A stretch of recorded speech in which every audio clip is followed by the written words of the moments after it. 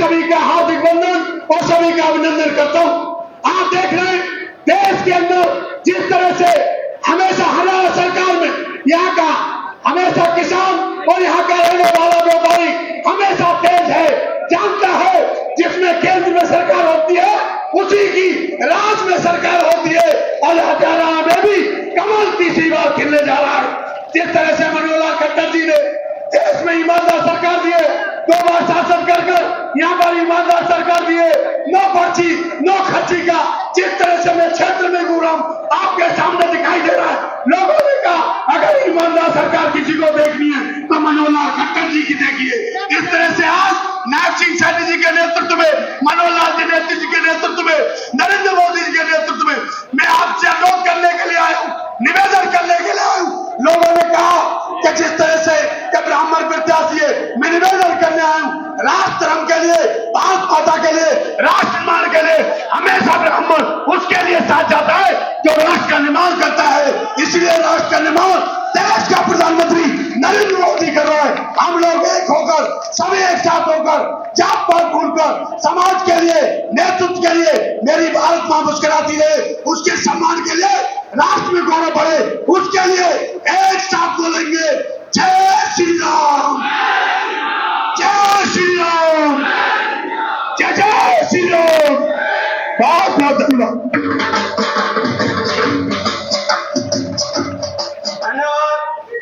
सतीश गौतम जी, अब मैं निवेदन करूंगा जो असंध विधानसभा से कमल का फूल लेकर और माननीय श्री मनोहर लाल जी का आशीर्वाद लेकर, भारतीय जनता पार्टी का आशीर्वाद लेकर, कमल का निशान लेकर आपके बीच में आए हैं श्री योगेंद्र राणा जी, वो आए और अपने विचार रखें।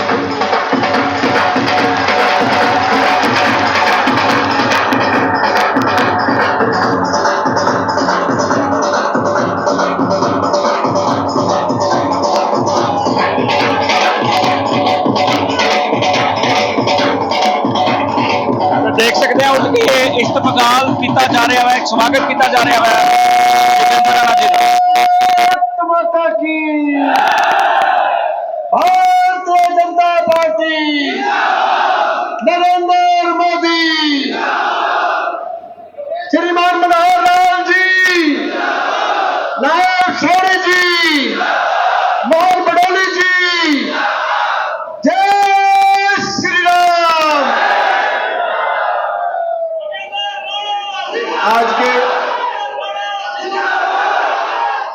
आज के इस नामांकन कार्यक्रम में उपस्थित हरियाणा में पूर्व में मुख्यमंत्री रहे, वर्तमान में केंद्र मंत्री, जिन्होंने एक राजनीति को नया एक अध्याय जो लिखा है, नए आयाम स्थापित किए हैं, ऐसे हमारे बहुत ही आदरणीय श्रीमान मनोहर लाल जी हमारे बीच में उपस्थित, जो हमारे इस जिले में पूरा चुनाव देख रहे हैं, अलीगढ़ के सांसद श्रीमान सतीश गौतम जी,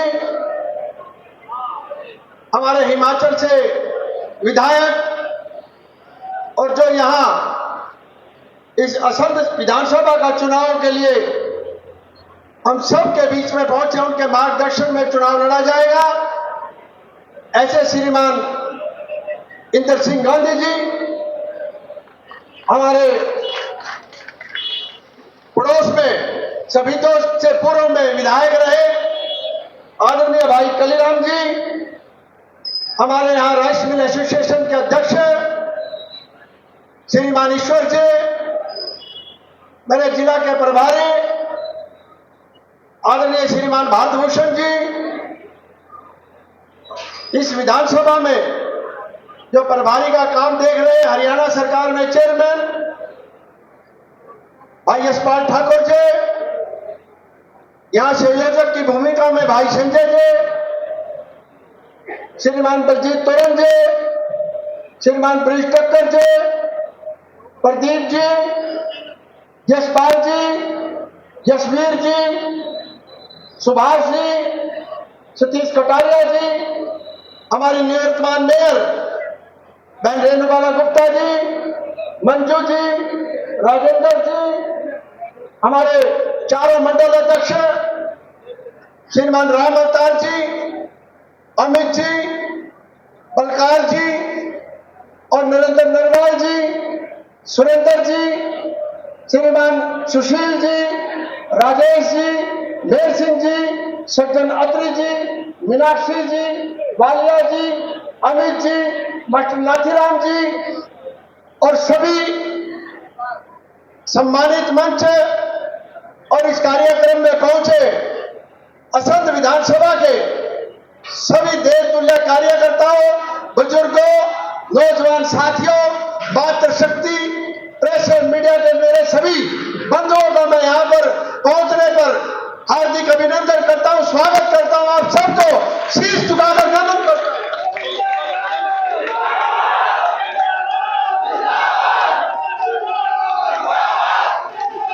और साथ में जो हमारे मंडल अध्यक्ष हैं तो है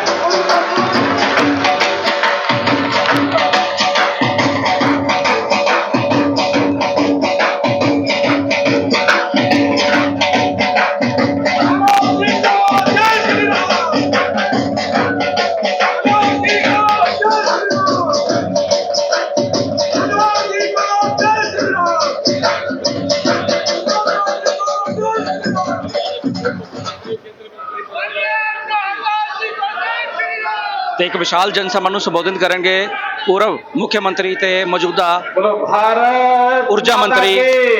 श्री मनोहर लाल खट्टर। आपकी आवाज तो करनाल तक नहीं पहुंची, चंडीगढ़ पहुंचना है। भारत माता के, भारत माता के।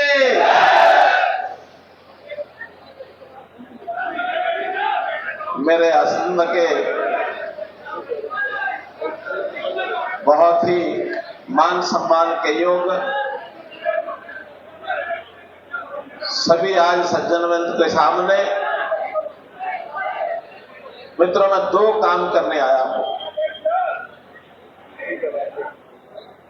एक काम तो सबसे पहले मुझे आपका धन्यवाद करना है, और धन्यवाद इस बात का करना है कि अभी 3 महीने पहले मैं उस समय भी आया था, आप लोगों से वोटों की अपील की थी। अंतर इतना है कि उस समय आप लोगों ने अपना एक नुमाइंदा चुनकर देश की सबसे बड़ी पंचायत लोकसभा में भेजना था। मैंने उस समय अपील की थी, प्रत्याशी भले मैं ही था, आपने उस अपील पर काम किया, मोहर लगाई, और एक बड़े बहुमत के साथ करनाल लोकसभा की जनता ने मुझे उस लोकसभा की बड़ी पंचायत ने देश की बड़ी पंचायत में भेजा। उसके लिए मैं आज आपका धन्यवाद सबसे पहले करता हूं। आपका बहुत बहुत धन्यवाद।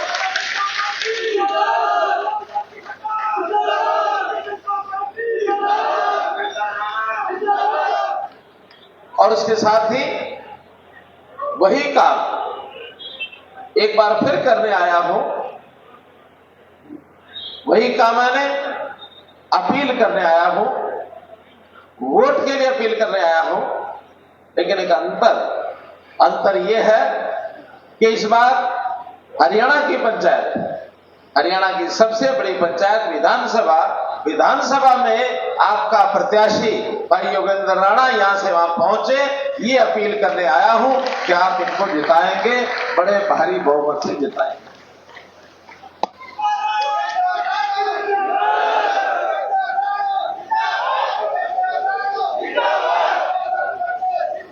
और इस काम में अपील करने का काम मेरा है, लेकिन एक टीम के रूप में काम इस विधानसभा में अपने को करना है। उस टीम में केवल अपने विधानसभा के लोग तो है ही हैं, इसके अलावा ऐसी बड़ी बड़ी हस्तियां जो हमको इस काम में मार्गदर्शन करेंगी, जनता में भी जाएंगे, कार्यकर्ताओं से भी बैठेंगे और इस जीत को सुनिश्चित करेंगे, उसमें सबसे पहला नाम मैं लेता हूं तो अलीगढ़ से चल करके और हमारे वहां के सांसद भाई सुभाष गौतम, सतीश गौतम जी, वो यहाँ आए हैं। इन्होंने बहुत ओजस्वी तेजस्वी वाणी से और अपना सबका एक उद्बोधन किया है, एक आह्वान किया है कि हमको इस काम के लिए आगे बढ़ना है। इनके साथ ही हमारे विधायक है हिमाचल प्रदेश से इंदर सिंह जी गांधी, वो भी आए हैं और उनका पूरा समय यहां लगने वाला है। हमारे करनाल की पूर्व मेयर बहन रेणुबाला गुप्ता, उन्होंने कहा कि मैं भी जाकर के अपना आशीर्वाद देके आऊंगी, वो वहां से आए। हमारे पूर्व विधायक असंध के नीलो सभीतों के भाई कलीराम जी का बहुत संबंध है यहाँ गांव में। मुझे तो अपने चुनाव का ध्यान में है कि स्पेशली कलीराम जी आए थे, मेरे साथ यात्रा में भी घूमे थे। सब गांव में इनके समर्थक हैं, इनके चहेते हैं, इनके जानकार हैं। ये भी अपना सब यहां पर अपना आशीर्वाद देने आए हैं। इसी प्रकार से हमारे वीरेंद्र ठाकुर जी, यशपाल ठाकुर जी हमारे यहाँ के प्रभारी हैं, बहुत पुराने कार्यकर्ता हैं, इनका भी समाज में बहुत बड़ा स्थान है। फिर हमारे भाई ब्रिज ठक्कर जी, सतीश कटारिया जी, प्रदीप टाटा जी, सरदार जगवीर सिंह जी जिला पार्षद, बाढ़ में अपनी बिरादरी में सब जगह है।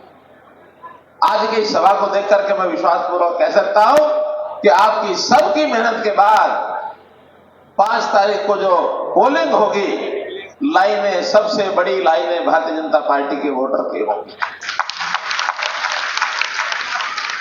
और फिर 8 को रिजल्ट है ना, 8 तारीख को जो परिणाम आने शुरू होंगे, 8 बजे से सब कटोरी लगा के बैठे होंगे।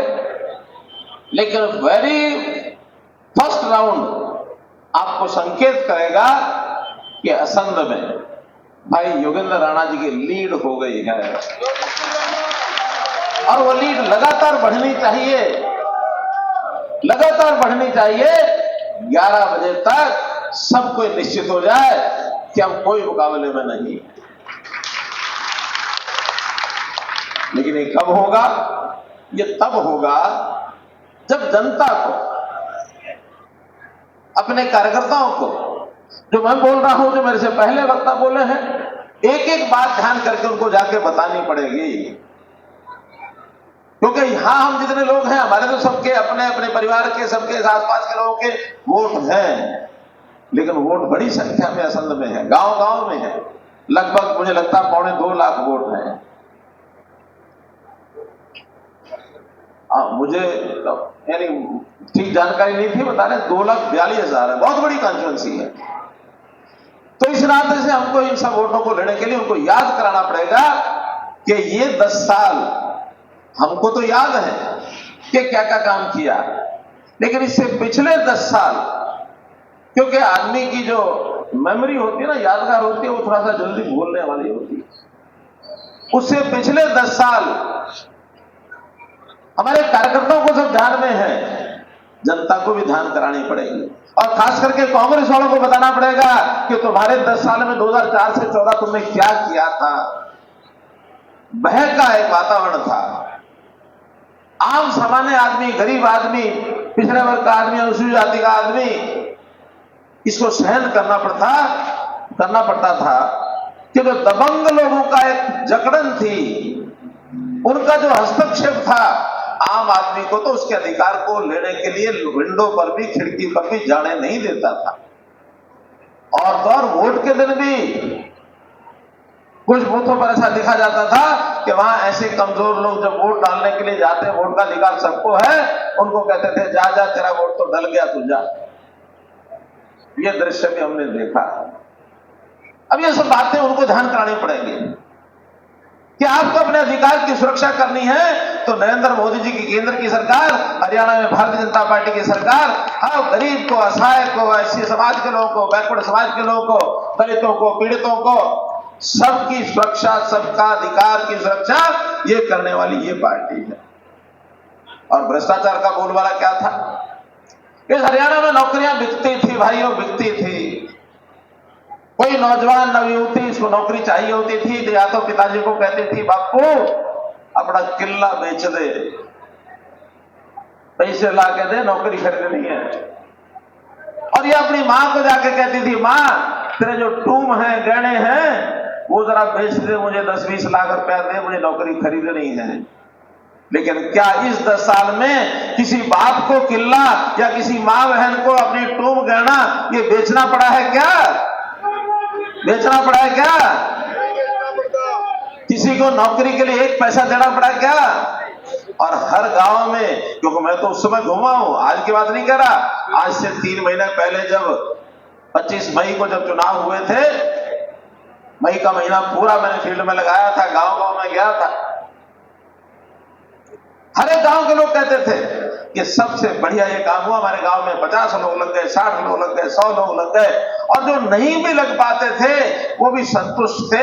वो कहते अच्छा भाई एक पढ़ा लिखा नौजवान है, हमारे साथ पढ़ता था, बहुत होशियार बालक था, वो लग गया, कोई बात नहीं, मैं भी पढ़ाई लिखाई करूंगा, मेरा भाई पढ़ेगा लिखेगा, मेरे बच्चे पढ़ेंगे लिखेंगे तो वो भी नौकरी लग जाएंगे। और पढ़ाई का एक वातावरण बना। लाइब्रेरी में पैर रखने की जगह नहीं मिलती, कोचिंग सेंटर के अंदर रात को भी लोग जाते हैं पढ़ने के लिए। स्कूलों में तो पढ़ते ही पढ़ते हैं, कॉलेज में तो पढ़ते ही पढ़ते हैं। पढ़ाई का एक वातावरण बना है। इस प्रदेश का 10 साल पहले जो जंगल राज था, आज एक सिविल सोसाइटी का ये राज हुआ है।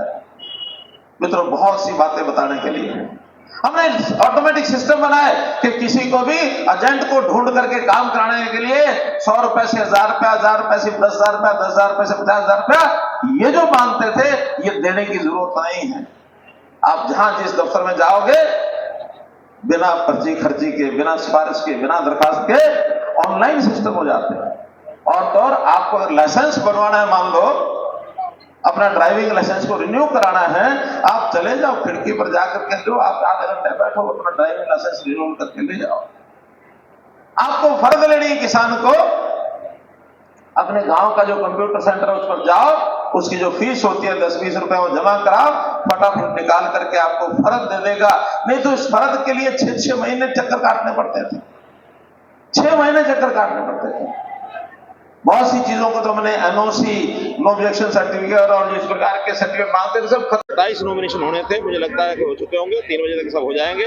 और बहुत उत्साह है जनता में भी, कार्यकर्ता में भी, और एक विश्वास मैं अपना बता सकता हूं कि हरियाणा में भारतीय जनता पार्टी की तीसरी बार ये सरकार बनेगी। कांग्रेस हार की तरफ आगे बढ़ चुकी है, इसलिए बढ़ चुकी है, जैसा मैंने मंच पर भी बताया है, कि वो गठबंधन ढूंढते रहे, उनको कोई हाथ में लाने के लिए तैयार नहीं। प्रत्याशियों के चयन में जितनी उनकी आपस में खिंचातानी हुई है वो भी आज आपको पता लगे, क्योंकि उन्होंने जानबूझ करके आखिरी दिन इसलिए चुना है ताकि उसके बाद किसी के हाथ में कुछ ना रहे, सब कार्यकर्ताओं के, सब नेताओं के हाथ वो काट दें। तो ये खमियाजा उनको भुगतना पड़ेगा। ये फिर भी चुनाव है, लोकतंत्र में चुनाव को हर पार्टी अपने हिसाब से लड़ती है। हमारा हर कार्यकर्ता एक अपने विषयों को बताने के लिए भारतीय जनता पार्टी के 10 साल और बनाम कांग्रेस के पिछले 10 साल, उसमें कहीं भारतीय जनता पार्टी के विषय जो आगे बढ़ते हैं। हमारे वर्तमान मुख्यमंत्री नायब सिंह सैनी जी के नेतृत्व में चुनाव लड़ेंगे।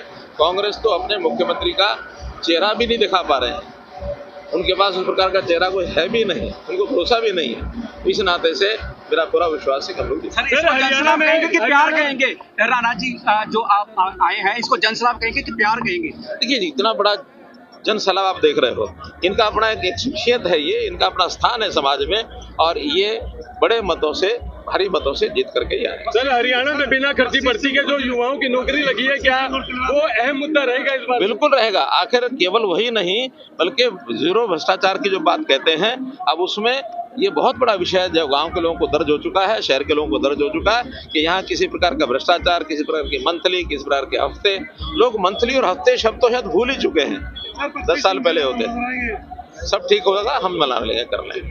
ठीक, धन्यवाद।